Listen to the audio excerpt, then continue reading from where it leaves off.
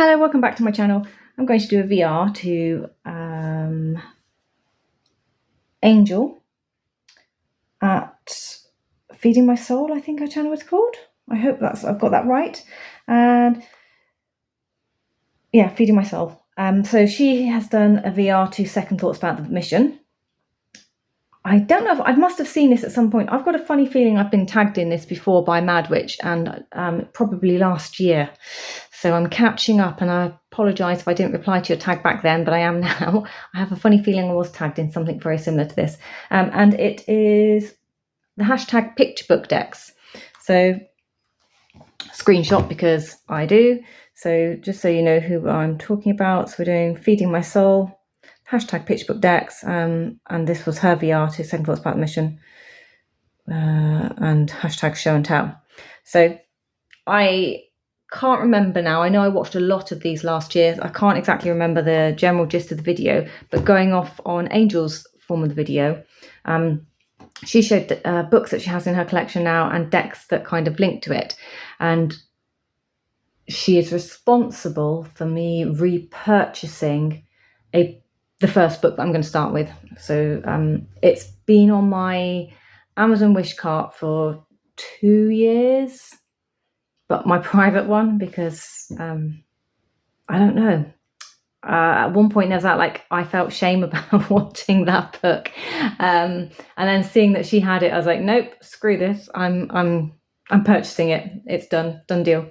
So I have it. So I thought, therefore, I'll dedicate this video as the VR to her. So the first book I'm talking about is one that anyone from my generation is possibly going to know. And my books are more picture book-esque. I don't read them. I use books for pictures. And it's this one. So it's The Haunted House by Jan Pieńkowski, who was a very well-known children's book kind of author and illustrator. And I had, growing up, lots of books with illustrations from this person. I wish I'd kept them all. So some of them I have repurchased nowadays, as an adult, but just because I realised how much they influenced me and my creativity and my visuals and things. So that's why I bought them. Of course, the good old Haunted House book. I never realised how many things were in this book when I was a child, because I never had it. My sister got it from the library on loan, and I wasn't allowed to really play with it. I got to flick through it quickly, but I just didn't realise just what was up for grabs in these books and the level of detail. I think I was fascinated. It was the pop-ups in this one that really, really fascinated me.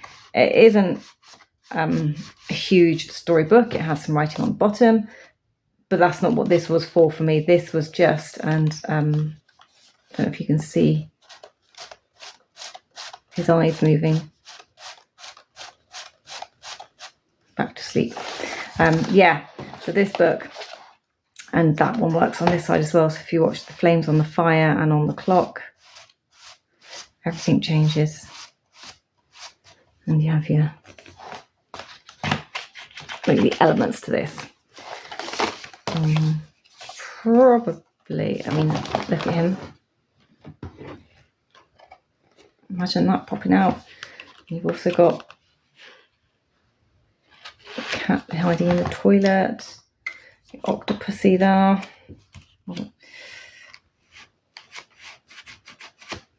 Yeah. I know this isn't everyone's cup of tea, but oh, sorry. Woo. That one. And this was always one of my favourites. So I just love it for the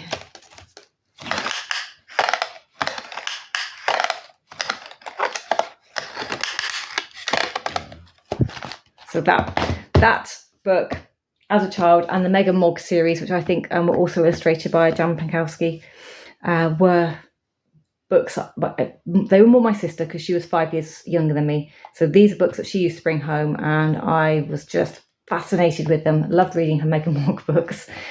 Very tempted to buy a set of those for myself as well, let's be frank. Anyway, so this book I think, if I was picking decks for picture book-esque, would be these. So Angel showed the Halloween tarot, which I was going to pull out, but she's done that one, so I thought we'd go with something else. We have the Diary of the Skeleton, so it's the RWS, and if I'm going to talk about a picture book reference in this deck, then I'm going to talk about the Fool's Journey throughout this deck. And it's very standard depiction, so we all know the journey or rough adventures of the Fool running through the tarot story. So this is one of my links to the haunted house. Perhaps I should just leave that one there. So we have that one. And of course, my batteries are going. I'm going to have to replace the battery. The Macabre Tarot. Oops, I'll do that one. It normally creaks open. I love it. It was a couple of years old now, so it's not surprising really. So this is kind of a pip style deck.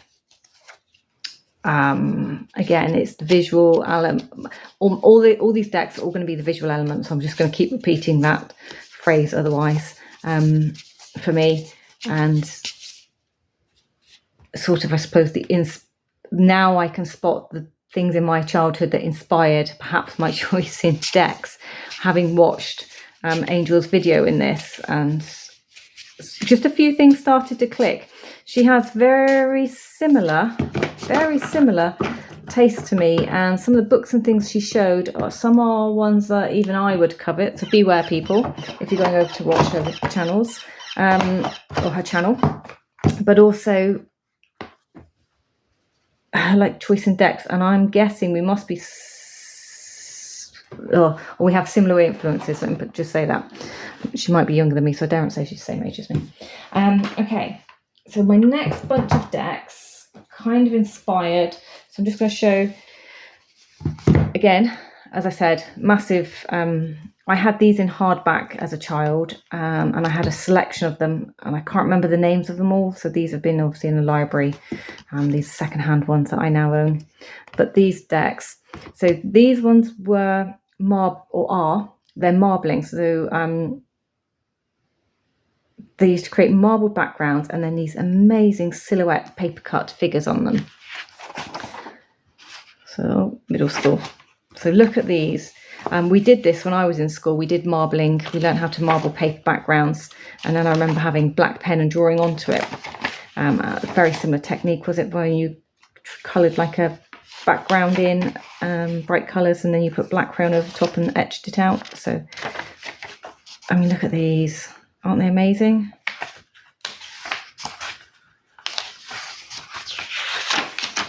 So I just wanted to show a couple of the images. And then, so I've grown up with these from about the age of 7. These are books I've had since I was about 6, 7. I know when I was 5, I was given a lot of books. I think I got rid of some of them, which I wish I didn't, because I had some beautiful books. And then here we have the books that kind of replace that. So these were my informative years of stories, imagery, I guess influence. So this would be where my sort of macabre artistic styles may well have come from, to be quite frank with you. But they are beautiful. I think there was even like a TV series where I recall seeing these like as puppety type images. But the level of detail in these just used to really, this is where I spent my time, with just appreciating what's going on in these books. I mean, look at that. For fine cutouts. So, Tale of a One-Way Street. This is another one. Different kind of backgrounds in this, but it's all along the same kind of imagery. So a little bit more normal-esque backgrounds, as in not marbled, perhaps more abstract, but yeah.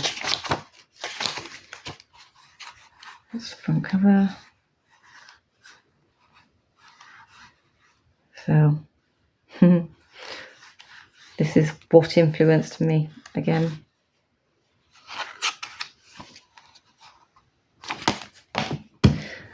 Thousand Nights, another beautifully illustrated book.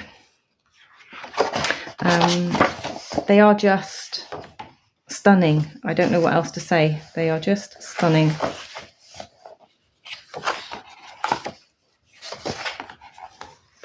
Look at them, the colours.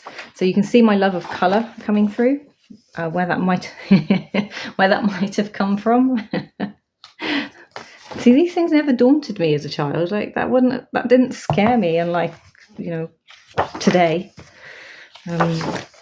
Where children are always like, oh my God, you can't have had that as a book for a child. I mean, yeah, we did. Grimm fairy tales are what we grew up with rather than true fairy tales. But there are, you know, love stories and nice images and things in here as well. But you've got like your astrologicals, your magicals. Look at that one, just gorgeous. The crocodile hanging at the door. So 1001 Nights and fairy tales, gilded. Again, I didn't have this exact hard copy. I had a version of it with these stories in. Sleeping Beauty was one that I had in the separate books. I had this one as a separate book. So the pictures in here are very familiar to me.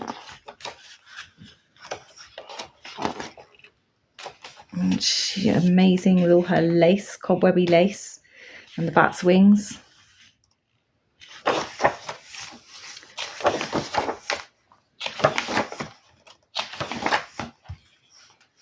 She can almost see a hairy wart on her chin. So yeah.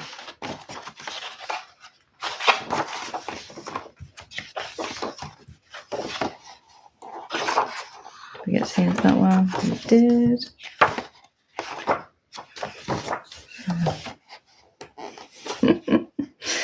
It's a bit scary looking, isn't it, for Snow White? Owls, please don't be the person to wake her up.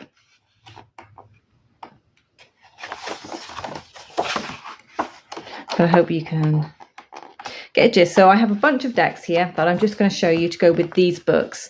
I haven't like listed for any particular book. It's just these are where I can now see the inspiration for how these decks appeared in my collection is from these books that I'm showing you now. So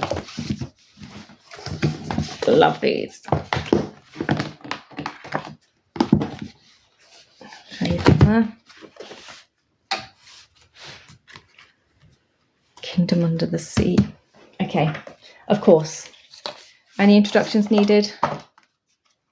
Can you now understand why this one? Why this one was perhaps my first ever deck to purchase for myself and use to learn tarot with? I think you can see now, inspired by the pictures within these storybooks. So, yeah, doing this tag has brought some realizations around to me.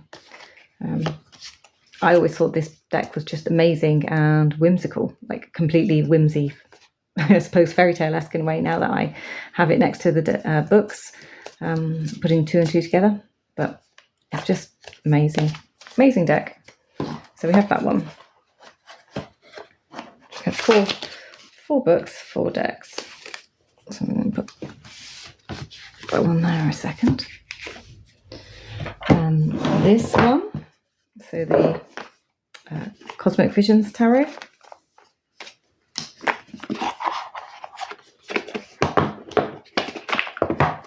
Again, it's not full flip through, is it? So I think the images, you can tell then from these images, or definitely see correlations with the little kind of marbly backgrounds, bright coloured backgrounds, and then the etchings, sketchings onto the cards. I think it just has that sort of element to it. Some surrealist, some not so surrealist. That beautiful star.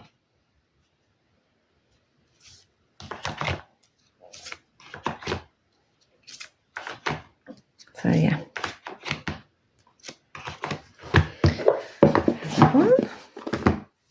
And these ones I think you can definitely see the influence on. Wisdom of the Raven by J. Edward Neal.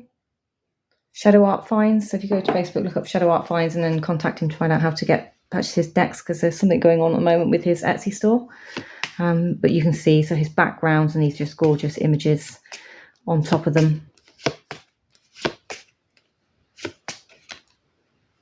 Very Jan Pieńkowski to me. Just amazing. So we have that one.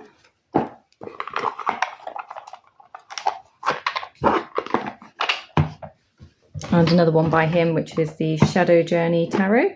He also has the Cat Tarot and the Cat Oracle, but very similar types of images.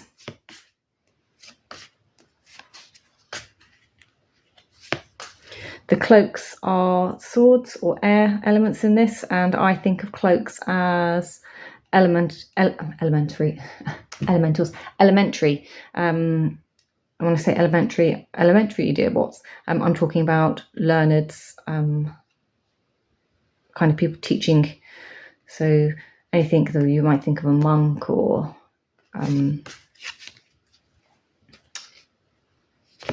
I don't know, people with caps that they throw off, those sorts of people. I'm thinking of druids as well.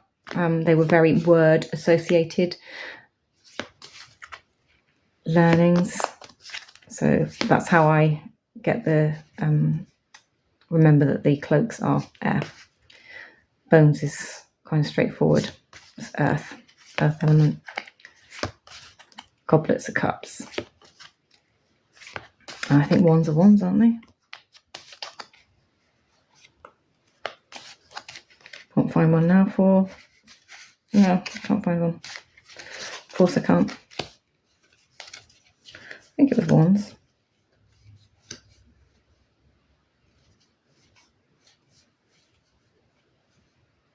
Oh, can't find it. Oh well.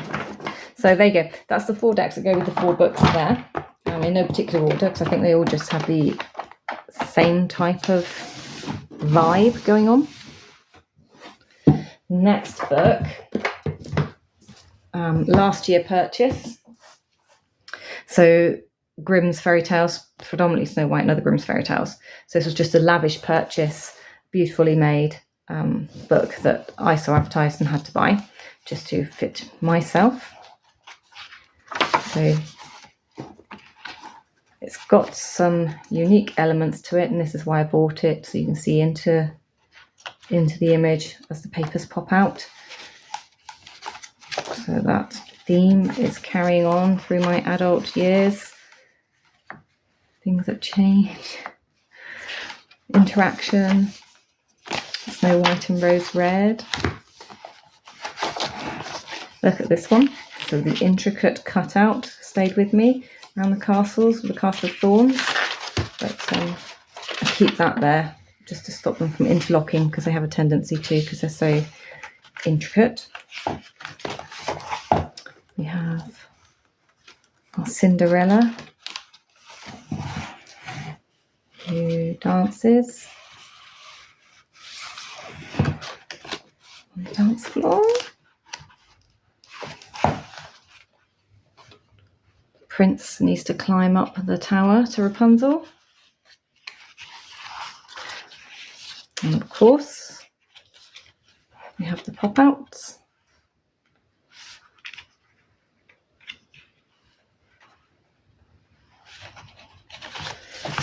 Hiding up the stairs.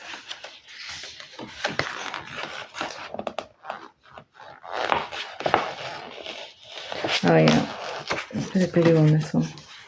But basically, the big bad wolf has eaten Grandma and Red Riding Hood.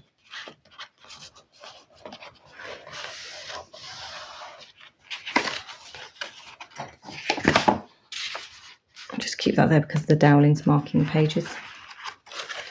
And more interaction. these books are just fantastic.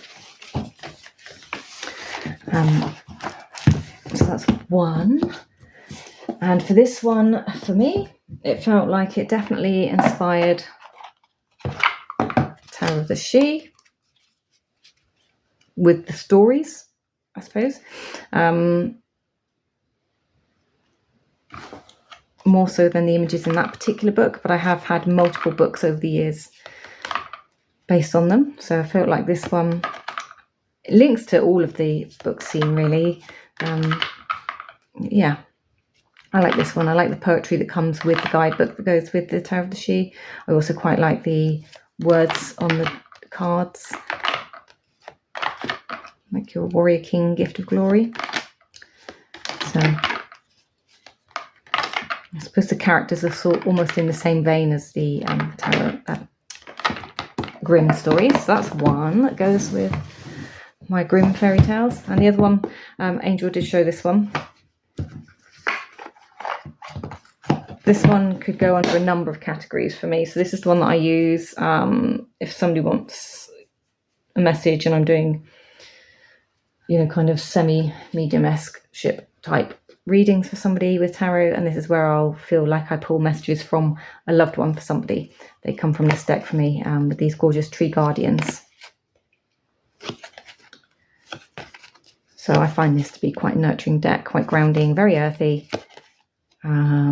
Maybe kind of matches alongside this one. But yeah, I really do enjoy this deck. I've had it for many years, but it has its more niche environment for me, and occasionally it comes through in my rotations just as a monthly for a daily pull.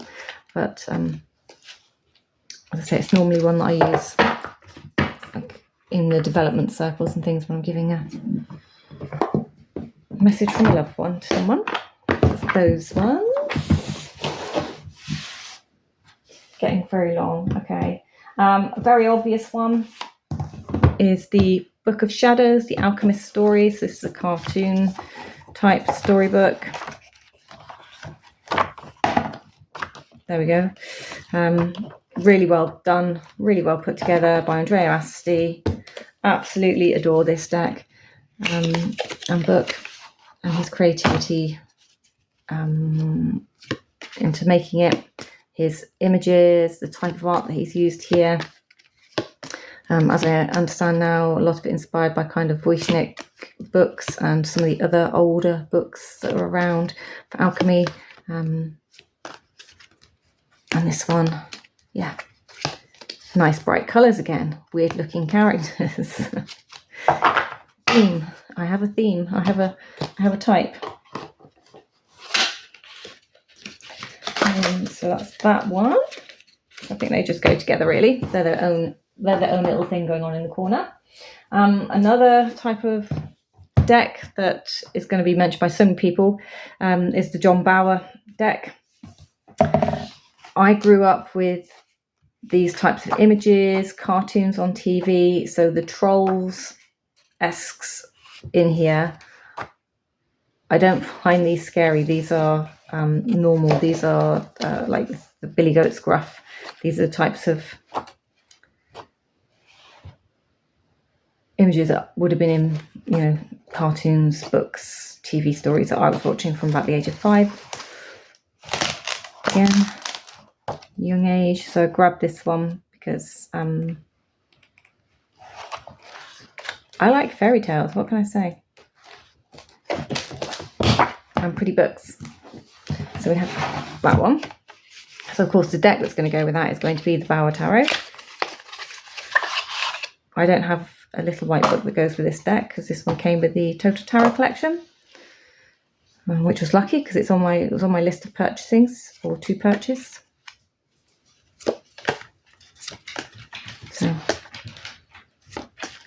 great pictures, gorgeous artwork. Of course, they weren't designed for the tarot, so they've been made to fit the tarot. So the narrative around these might be slightly different, really, which is why the book might be useful to have. I know some people just read this intuitively as a storybook type deck. There's another one, isn't there? Arthur Rackham and something Duac. I would really like to have those two decks as well.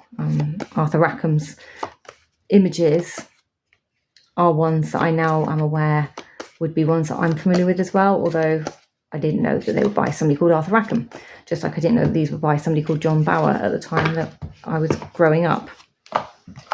But the Jan Pieńkowski books were different.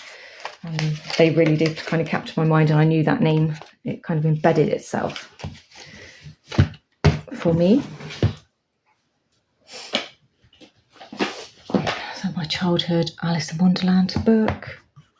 I love this 3D effect because it's like I just feel like I can put my finger through like the back of the chair. I can't explain it like that. I've always felt like I can actually put my finger into that chair and like into parts of the image. I can, yeah, it's like, anyway. This is a really old book that my sister and I had gifted to us as a pair. Everyone loves to share. But she never wanted to keep it, so I actually have kept this one. So this is an original from my childhood. Of course, we're going to go with some Alice in Wonderland decks, aren't we? That's what it's going to have inspired in my lifetime. I'm not like a big, massive Lewis Carroll Alice in Wonderland storybook read person. I read them once upon a time in my life, and you know, as I say, it's more for me the images. So if the books didn't have lots of pictures in them, I really wasn't interested in flicking through them. It was quite simple. And it's the same today with decks. I have very little interest in reading the big guidebooks that come with every single deck. I will dip in and out if I need to for a keyword. Oracle decks can be a bit different. I sometimes do appreciate what comes in them. But when it comes to a tarot deck, you know, most of the time it's a standard meaning, isn't it? Which is what I like about Dame Darcy. There's no extras in this. But the images in this feel a bit more this way inspired for me. So, but we're still in that like kind of weird brightly coloured, slightly more abstracty, obscure images. They're not perfect, they're not beautiful, they're not fine art, or, you know, fine art as would be described in GCSE level art or A level art, but they are art, and fun art at that. So they do have that kind of comic strip feel to them for me. Like the Mail on Sunday used to have a little kids comic strip magazine in it, so they have that feeling. I have some of those kicking around somewhere as well. Would that surprise you? Beneath the Moon and of course that deck, inspired by each other. So I don't think I need to go through the book, but you don't need the book to go with it. But if you want a quick overview in a page about the story on the card and where it's come from, then that's really handy to have. Some of them I already knew from my childhood. Some of them I really didn't know because they're from other parts of the world that I didn't know about. But each card is a different fairy tale from around the world, basically. So they don't read off from one another, but they are kind of interchangeable in interactions. You could, yeah. And you could definitely use this because of the beautiful colour palette to make a story if you wanted to. The Ten of Wands story is actually quite sad. I quite like that one. Not because it's sad, but I quite liked the story. So we have Beneath the Moon. And if you do want to see the book, shopping voucher. So you have the magic paintbrush for the Wands card, the Three Princesses of Whiteland, Valisa the Beautiful, a Russian fairy tale. And can you spot the Baba Yaga going on in the background? So plenty of words I cannot pronounce, and plenty that I can. Tamlin. So there you go, Beneath the Moon, or Tarot of the Divine. So that was a beautiful set created by Yoshitani. I think I've actually got to the end. I think I've made it. Oh wow, I've made it under half an hour. Perfect. I was really worried, that I was going to take that and run into all sorts of mischief and troubles and timings. It looks like we got there. Cool. So I hope you enjoyed that little trip down memory lane with me. What were your storybook kind of references, and are yours more decks that you feel match a story as opposed to imagery and influence, or are you like me? Are you a picture book person that just needs to see it from a visual feel and an experience rather than like a mental intake and read? Until the next one, take care, bye.